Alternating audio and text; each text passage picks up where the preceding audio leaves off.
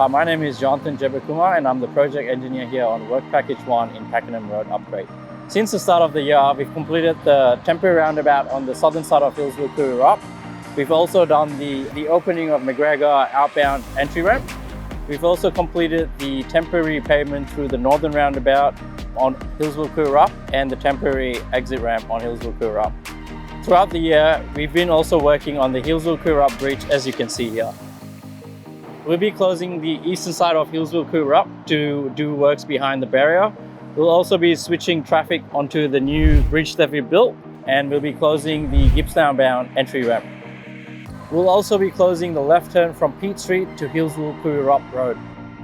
The reason that we're building it in stages is to allow for north-south movement at all times on Healesville-Koo Wee Rup, to minimize disruptions and to ensure that all ramps on Healesville-Koo Wee Rup are not closed at the same time.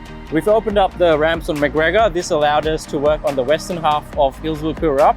Now we'll be moving to closing the eastern half of Healesville-Koo Wee Rup so that we can work behind barriers.